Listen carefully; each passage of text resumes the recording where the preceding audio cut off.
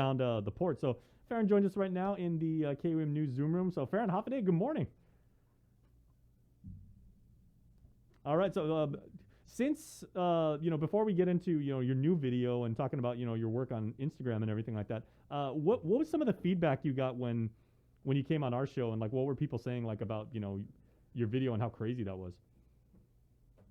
I had a bunch of reactions. There was a lot of people who were just grateful that somebody was there to record it. There was a few people that were skeptical that like it wasn't being talked about, but obviously we very quickly corrected that, having me on the show. There was a PDN article about it as well, so I was happy to satiate those that need and those demands. There are people who are even maybe a little bit angry. I think we've come to expect, disappointment with a lot of our government and resource management and stuff. But as we quickly found out, they reacted, within minutes. They mitigated within hours or within a day, and having people out there to scoop up that oil with, I think, what was the term? Sausage booms and absorbent pads. I just can't get enough of that phrase. It's a fun phrase to say. Yeah. Well, as a dive instructor, and as a proud Guamanian, you're someone who takes care of the environment, because I mean this is your livelihood. You take care of the planet takes care of you. So I mean, obviously there's a deep vested interest for you in this, and as an outdoorsman and as someone who just loves the ocean and everything like that. Are you happy with the response so far?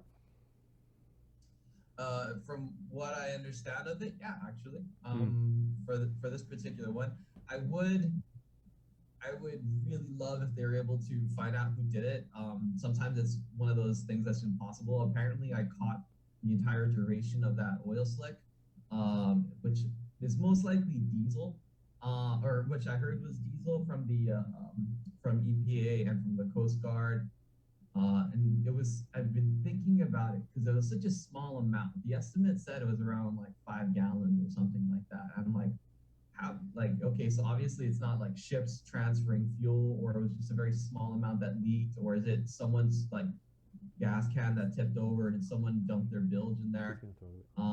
So that can make it so hard to find out. But we really need to know, or at least we need to have better ways of figuring these things out. I don't know if there's cameras all over in the harbor, but aside from not being able to figure out who it was or haven't figured it out yet, I'm pretty happy with the response. Yes. Mm-hmm. And it's not like you're the type of person who goes around trying to look for things just to put on your Instagram and saying like, oh look, I found a dead deer in the jungle, or I found like a fuel spill in the ocean and everything like that.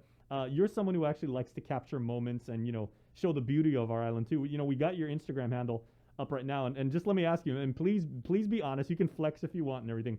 How many more Instagram followers did you get after word got around about your story? I didn't count. I want to say a couple hundred though. Nice.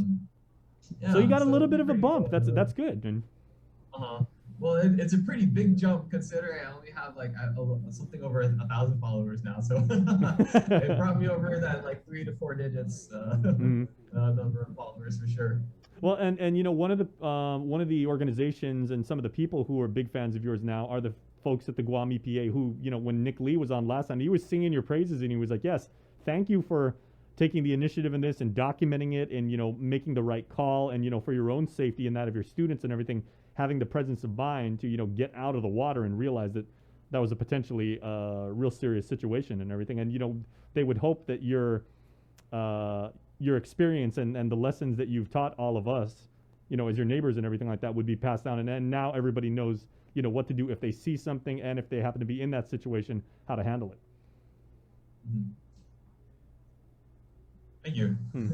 Yeah, it's kind of interesting when the light gets shown on you. And again, you maybe came into the spotlight being like the guy who captured that, but there's so much more to you with this. And so we're going to play like a little video of yours now. So can you give us a little bit of context about what you've been able to capture, with this new story that you're telling? Okay, yeah, sure. So the video you have is a collection of, I think, 5 videos just bundled into one. If I remember correctly, the first one is just trying to go find some brown tree snakes on Donald on Coco's Island. So as I'm sure you're aware, you guys have done stories over it over the years. The Coco is an endangered species and it's been raised in captivity. It was recently declared not extinct in the wild anymore. And so because the population was able to grow on Donald, on Cocos. And unfortunately, I think last year or just the year before, someone had found a snake skin, and then some months later found an actual live snake. And I think that was just some random people, not even anybody in resource management. And then they reported it, and then some people in resource management, responded to that, found out that there was some snakes, and decided to, obviously go get it. So there are people with some feds, as I understand it, that are doing searches. They have traps that they're doing like on the weekdays, and then just to try and fill in the gap, there's like a very small volunteer effort led by Olympia Terrell. I think that's how you say her last name. And I was invited to go out and ask to help search for snakes, and that's what that first clip is going to be. So did you kind of have like a plan of how you wanted to, make your way around and things that you wanted to shoot? Because I'm a fan of the documentary filmmaking style and everything like that. And obviously you know how to shoot and everything like that. Or did you just say, I'm going to take everything organically and I'm just going to point and shoot, and whatever happens is whatever happens? Because that's cool too. It'll depend on the project, but for this one, I did not know how things exactly were going to be organized. The other volunteers, Olympia and Martin, they have been doing it before, so I very much just trusted their guidance. I showed up, I don't want to say like unprepared, but with no prior plans, and I just shot things as they came. I don't even think I planned to make a video. I just started. Well, so you were the fuel spill guy originally, and now you're Farron Taijeron snake hunter, at least for the moment, with this latest project. So we're gonna go and play your video now and give people a chance to see what you found and how you found that adventure through your own eyes. So here we go. I'm on Coco's Island, and we're gonna go and try and find some brown tree snakes. Let's see what happens. Wow, they're pretty common. That's pretty. Trying to find some snakes. Hello, little mouse. Are you ready to be feasted upon? So, like, little brown tree snakes like to eat like geckos and lizards and skinks and stuff. It's pretty metal.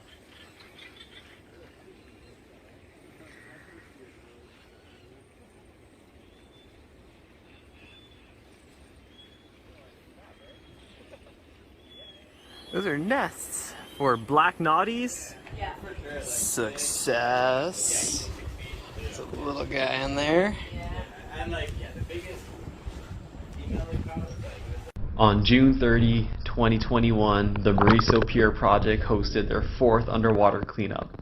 What began as the brainchild of, at the time, 2 19-year-old teenagers, Will Naden and Lonnie Sablon, in its first year, has become an annual event attracting dozens of divers. And it's a good thing too, because our reefs need all the help they can get. From a car to fishing lines, soda cans and tires, there's no limit to what kind of marine debris you can find in the ocean. We asked divers for help, and help certainly came. Hey, Dan, what are you doing there? Holding a boat. What? Holding a big ass boat. What do you say, Ross? Believe it or not, this isn't even the first boat we pulled out of the water here. I know I'm grateful to Will and Lonnie for putting this on, all the volunteers who showed up, the staff who ran the event, and especially AmeriCorps for sorting and weighing all the trash, and the Mauricio Mayor's office for always supporting. So we're just gonna rappel down a little bit and see what kind of trash we can pick up today. See how it goes. Two things really stand out to me at Oka Point. The first is obviously the amazing view, and the second is how there's always so much trash. You can't even see the ground. How much trash is here, especially cans. So I'm just trying to fill up these buckets, Keep it going.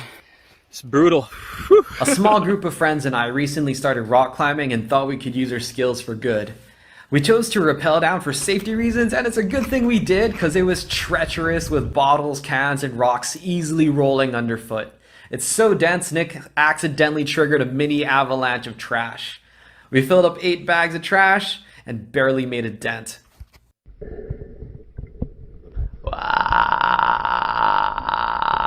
When I started hiking over a decade ago, I had an $8 mask and snorkel and a $5 waterproof yellow flashlight from Kmart. These days I have better gear.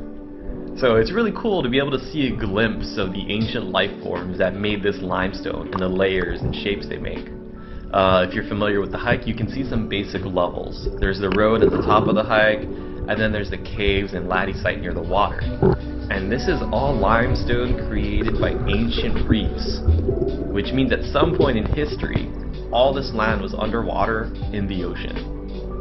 And these levels were created by eons of sea level rise and fall or tectonic plate movement. If you know a cool geological fact of Guam, drop it in the comments. See what you got.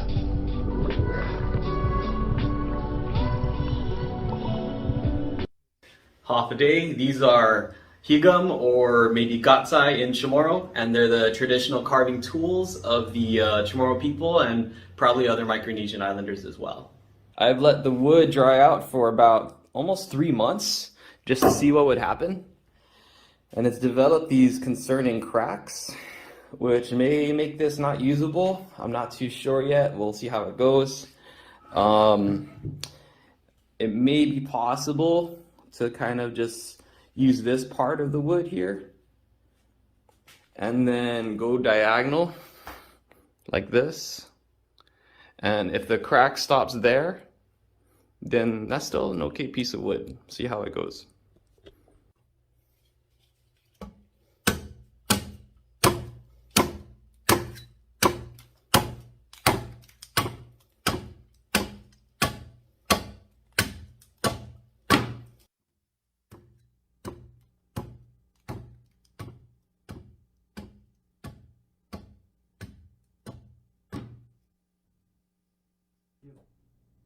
That is fantastic work, bro.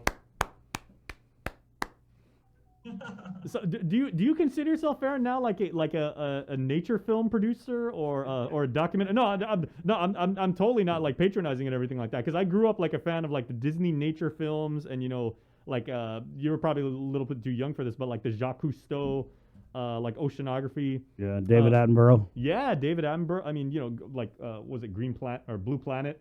Like stuff like that. I mean, your stuff is like right up there. I mean, you're telling the story, you know, about our environment, you know, like Mother Earth and everything, and you know how we can react to it and everything like that. So,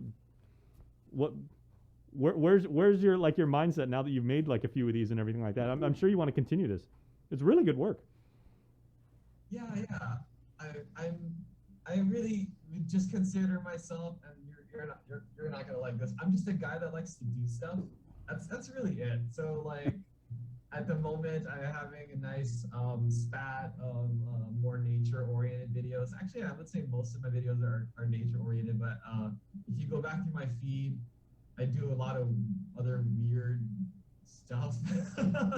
And I just like to make and capture these moments. I enjoy shooting video, and I enjoy like visually and audibly telling stories. So, or just messing around on camera. So I don't, I used to do the usual thing, like making music videos, but not like for, not professionally for making music videos, but just shooting video and editing it to a beat, which I was never really good at. So I'm very happy to transition to something where I feel I can show a little more personality. Well, you know, for the gearheads out there, and for the, you know, for the tech dorks on the side like me and everything like that, like what kind of equipment did you shoot with, and what software did you use to edit and everything? Oh sure, I have a GoPro 8. Sometimes I will use something called an Insta360. It shoots a 360 video. Sure. And then you can. We've got a couple of those. Other kind of weird things like that. That's it. I don't have a SLR or anything fancy like that. The drone footage is by Mike Kutuba, the free runner who usually goes to the trench challenge, like world championships and stuff too. So we're good friends. Yeah. What do you use to edit? Are you like? I'm not sure what he has what his drones are. I'm sure he has one of his is a DJI, and what I edit on Power Director 18. I think Nice. Yeah. Yeah, very cool. So, maybe so since you're really really humble, and obviously, and you're just doing something that you like to do, and like Guam is this amazing place where anywhere for the tip of Jigo all the way down to the end of Umatic and everything like that, anybody can capture an infinite number of beautiful images and everything. So, for people that might want to get involved with this, now that you've talked about like the kind of gear you shoot with and everything like that, for people that are just starting and everything, what types of advice and inspiration would you give to would-be filmmakers who feel that they have a story in themselves that they would like to tell? Just start. Just get out there. Just practice. Just take your video, watch it critically. Don't become too emotionally attached to everything you do. I use a small fraction of the footage I collect. It's probably up more. So when I started, I would shoot 20 minutes of video and use probably 10 seconds of that clip. So be disciplined with your battery and SD card life storage. Yeah, that's it's so easy to overdo it at first. Understand your settings, your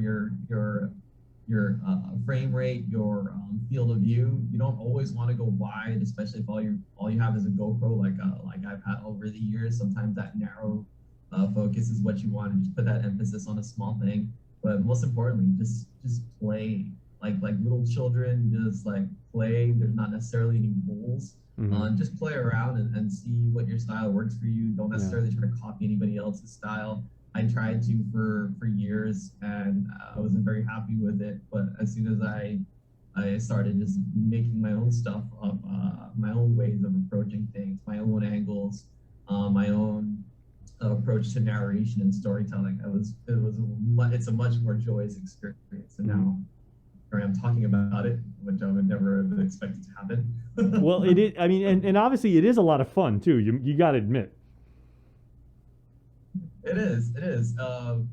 Film the things you enjoy, I would say. Don't necessarily try to just film anything and everything, or maybe that would be good practice for you as well. But I've definitely exposed myself to a lot of things, and I've been really enjoying it.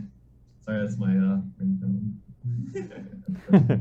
I'm assuming because we are colleagues, because we do the same kind of work in this, and it truly is a synergy of man and machine. I mean, like you can have the best gear in the world, and if you don't have the right eye or the right motivation to capture a moment, it really takes both the creative side plus like having really really good hardware and software. All right, and we thank you for sharing your talent. Make sure to follow Farron, everybody. Really really good guy. _Guam _guy on Instagram. He's got these kind of things and a lot more. You're really going to be entertained. You're going to be inspired. You're going to be educated and everything like that. It's a good member of our community doing good work. So, Farron, thanks for sharing some of your time and your talent with us this morning. Thank you. And if I might just plug one other thing real fast. Absolutely. Like if you're seeing my kind of like environmental take on things, this is just me as a private citizen, just trying to do what I can. So if you want to get into film, please do. If you want to like help out the island, just as a private citizen, there's a lot you can do. Just go out there and do that too. Maybe not rock climbing unless you're trained for it, but any other way you can help, please do. Well, the hardest step is the first step you got to take. So you've obviously opened a lot of doors for a lot of people, and we thank you once again. Okay. All right, so stay tuned, everybody, because when the link continues, we got more coming up. You're watching KUAM. Stay with us. KUAM Digital presents a series highlighting the wide array of talents on our island. Whether they're a standout gamer, extreme athlete, performer, or have a unique skill to show off, we're showcasing them every month on Wow Factor. Brought to you